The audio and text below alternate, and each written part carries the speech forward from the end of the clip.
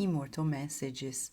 This is a program based on the book Psychophonic Instructions. This book is translated, under revision, shared here with you at this moment at Kardec Radio. And we're going to share a message by Emmanuel through Chico Xavier, a message that came to life on April 8th, 1954, 66 years ago. And this message finally comes to life right here at Kardec Radio.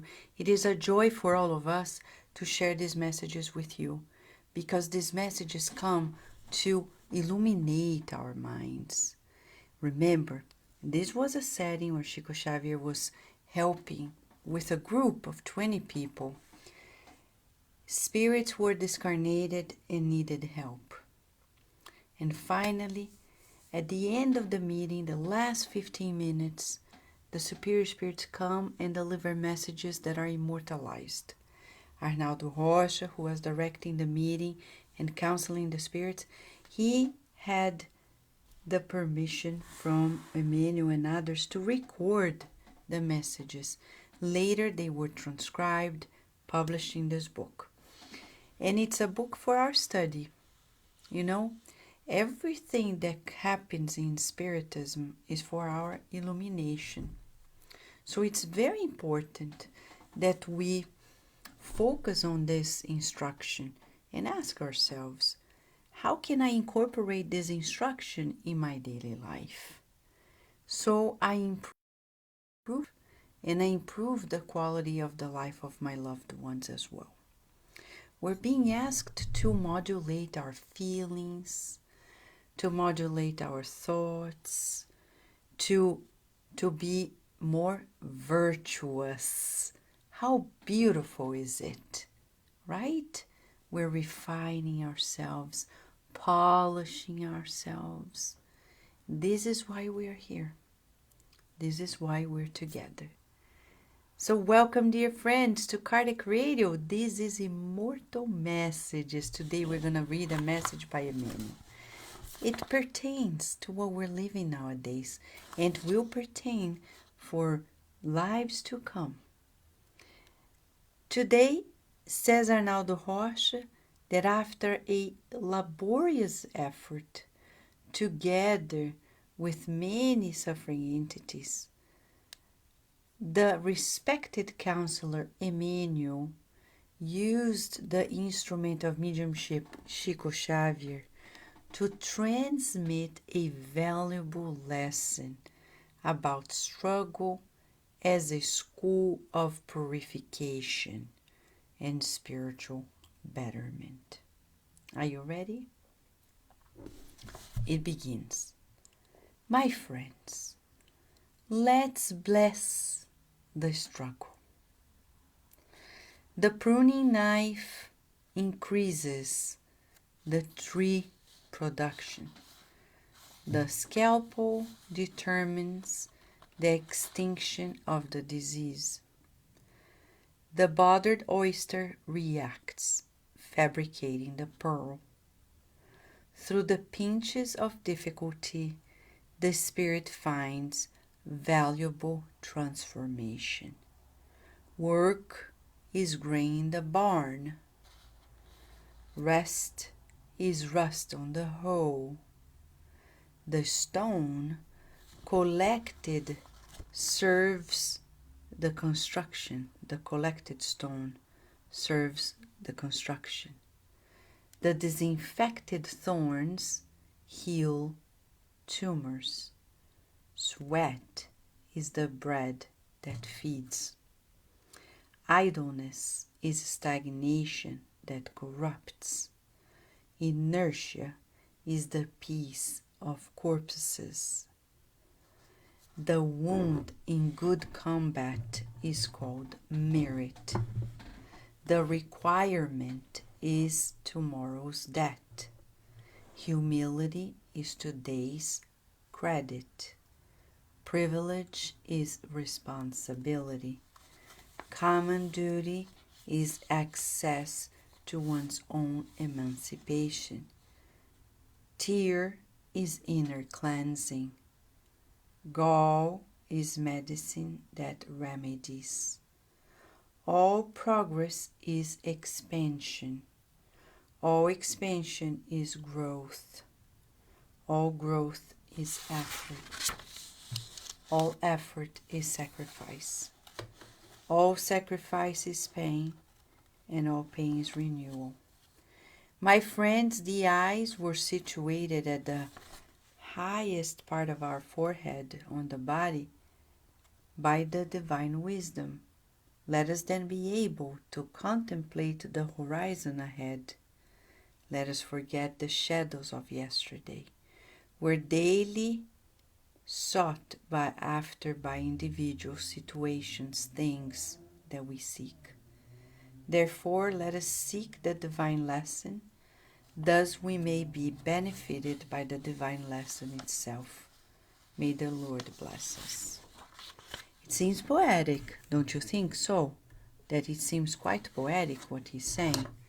But you know Emmanuel, and we know enough to know that he is not playing that game of being poetic. No. Emmanuel doesn't want us to beautify the word for the sake of being beautiful words. No. Emmanuel is an educator. He is deeply committed, and that was a commitment that he had since ancient times. He's quite responsible. He's not simply beautifying the wording just to make it elegant for vain purposes. He is really showing to us the beauty of the process of our refinement. Think of a struggle, as he's saying, of a knife that prunes a tree to make it multiply the production. Think about a oyster that is bothered and the reaction turns into a beautiful pearl. Right now, you are bothered. I'm bothered, of course.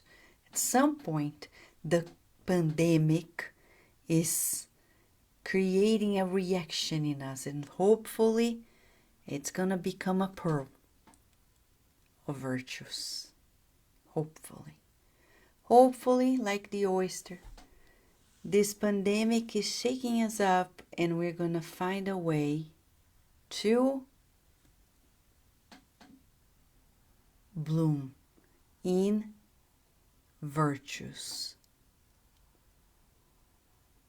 We're becoming more patient, more faithful, more tolerant, more understanding, less controlling, hopefully.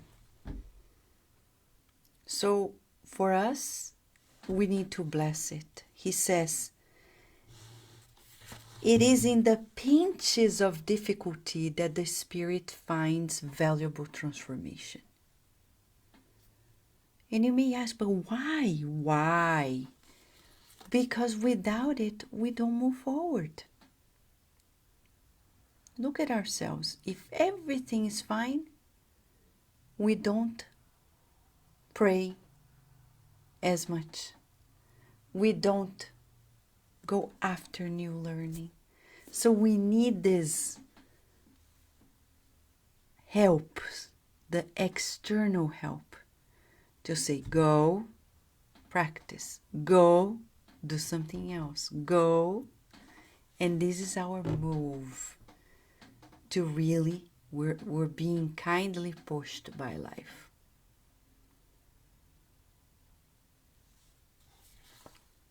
And he's going to tell us that work is grain in the barn, rest is rust on the hoe. We are here being asked to be laborious. It's such an interesting word, right? Laborious. Look at Chico Xavier.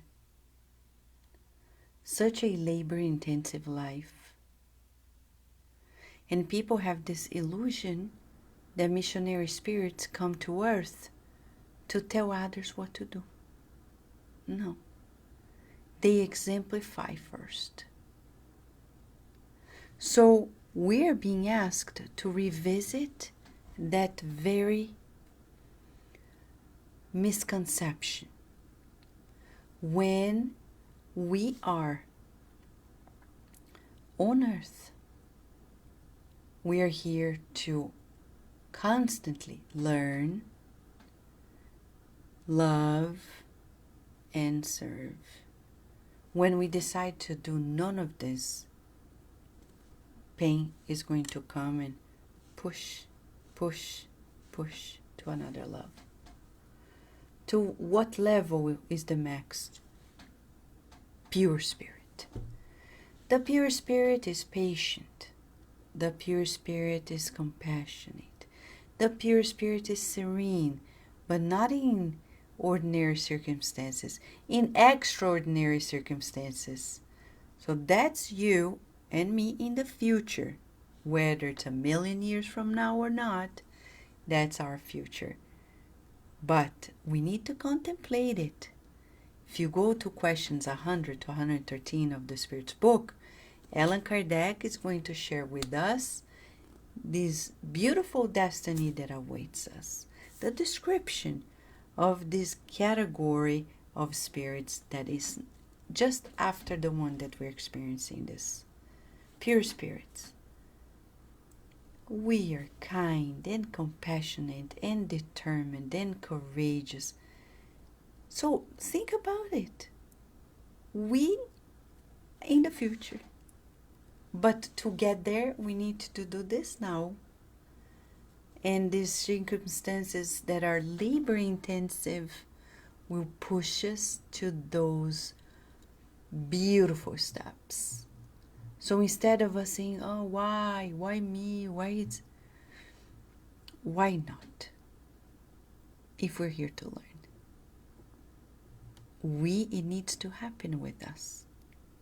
So the current challenge humbles us. He talks about humility. It's today's credit. Requirement is tomorrow's debt. Because we are here and say, please give me. It's as if we are asking for loans, and one day we have to give account of it. Instead, we simply surrender and accept.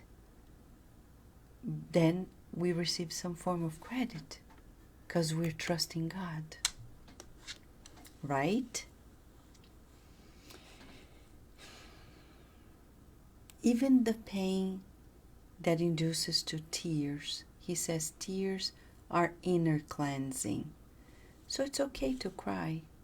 Today we were talking to friends at the Spiritist Society of Virginia, and Mentor Joseph was asking us to remind all of us that in this current situation of the pandemic, it's also natural that we feel fluctuations of emotions. We're being asked to humble ourselves to our human level. It's okay to cry. It's okay to feel insecure. It's okay to feel not knowing. It's okay to feel afraid. As long as in the next minute we hold on to our certainties. Because many people are turning on the TVs and holding on to the uncertainties. Because what people say not necessarily is the truth. You turn on the TV and they give you numbers, not exactly precise numbers, because we can't actually assess everybody who has, who hasn't. So these are estimations pretty much. And we're talking about predictions that people don't know.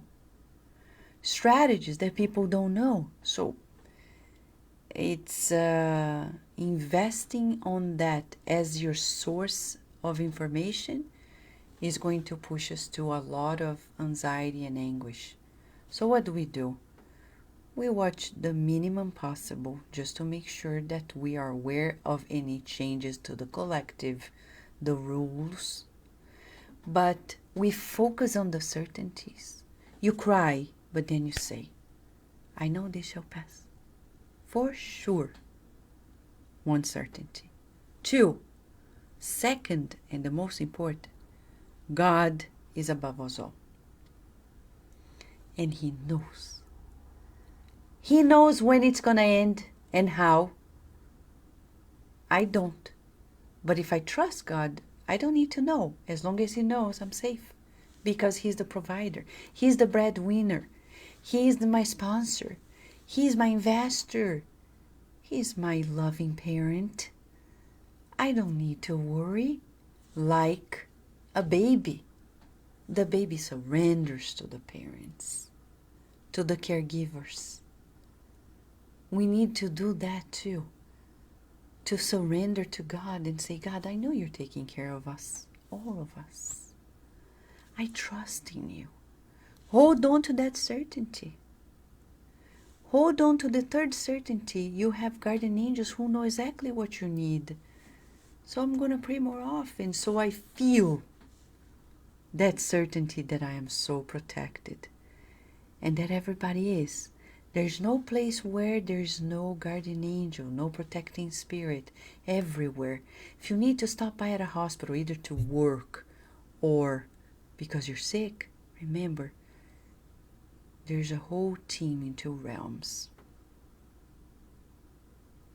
Holding on to certainties. The fourth certainty, that it's worthwhile visualizing the good and seeking the good in it all. Because right now, many people are searching for solutions, are being more considerate. I know some are not, but many people are. You see more beautiful efforts on the internet. People doing free shows, less greedy in so many ways. I know there's so many other bad things, but we're talking about the beautiful ones because we are good seekers. We're seeking the good. Holding on to these certainties and not trying to overachieve. We need to do what we need to do. We can't overdo. One step at a time.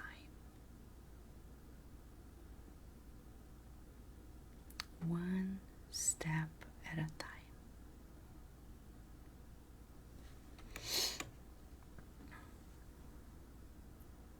Right?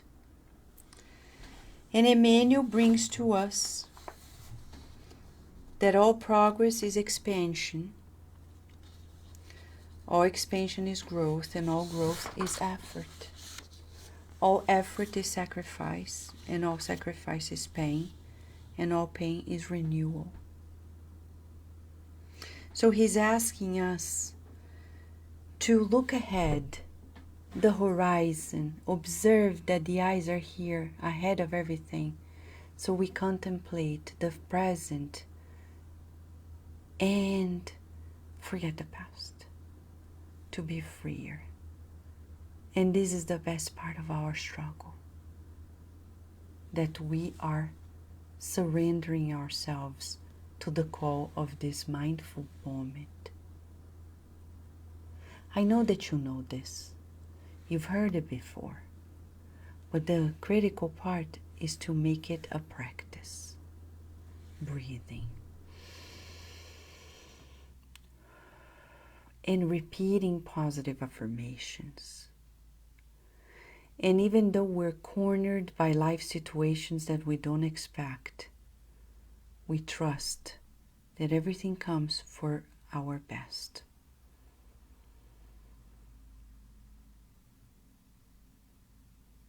We need to feel this certainty. Right now we need this remedy. It's named coronavirus. Not necessarily to be sick, no. But we need to understand that we're being called for a transformation. He says here, let us seek the divine lesson. Okay, so that's the exercise for the next 24 hours. What is the divine lesson on this? And then the final strategy that Mentor Joseph shared with us, and I'm sharing with you too, is this will pass when we grasp the divine lesson of it all. But not a few, a certain number of people on earth. So you and I are being asked to push this vibratory tone to another level. And ask, what is the divine lesson? How can I help in this collective push? How can I? How can you? That's the exercise. Let us meditate in the next 24 hours and think, how can we find out more information about the divine lesson of the moment? If you were asked today, what would be your answer? What is the main divine lesson for you at this moment of the pandemic? For you, not for humanity. And I'm going to think about it for myself too. And a lesson is not punishment. A lesson is an instruction and information that shall push us to re-educate ourselves. So what is this divine lesson that is happening right now for us, so we can feel the benefits of this divine lesson? If God is allowing, it's because there must be something good for us, right? So we want to ask you now to join us in a prayer. We're going to pray for our beautiful planet. Oops, sorry. The planet. Yes, we're going to pray. Pray and feel this information coming to us. The divine lesson. Shall we? I'm going to put some music here. Just, I hope it... One second. Where is it? I'm going to play the Ave Maria. Hopefully it will play.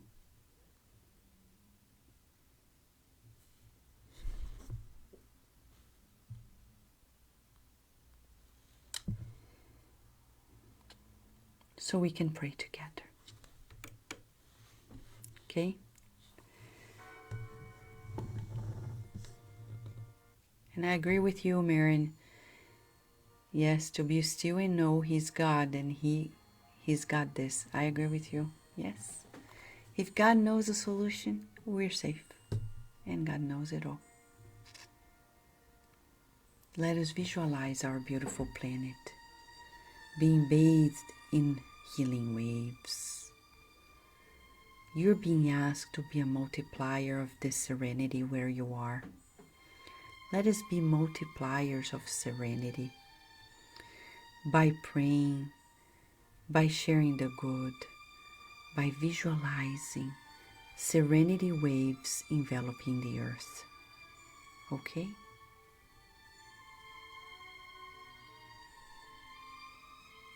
Dear Mother, Father God, we deposit in your hands our lives. Not because we are not, but because we want to be in your arms. Please take care of us. We need you so much. We need you to heal our wounds, to let go of the past, to heal the wounds of our families, to harmonize ourselves. We want to be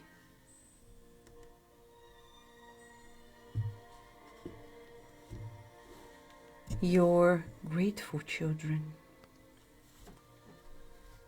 and feel that you're holding on to all of us on earth.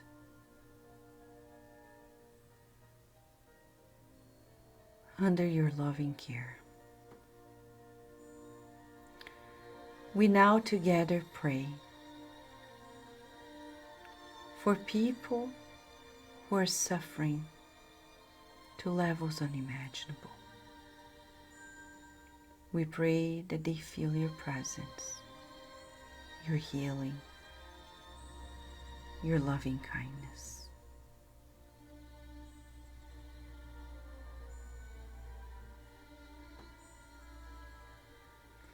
And in our deepest gratitude, we want to bless the struggles we live in. May we learn your divine lesson in them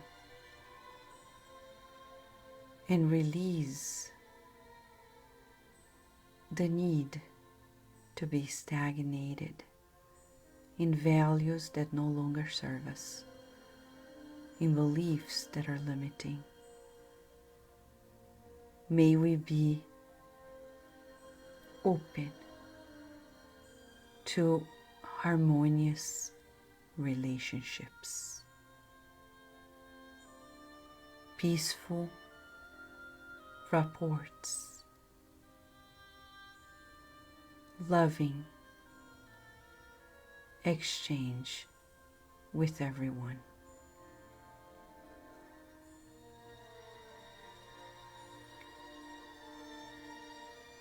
May all the inhabitants of North feel your secure vibration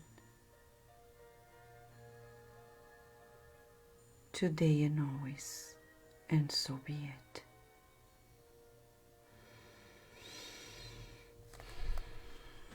It feels good.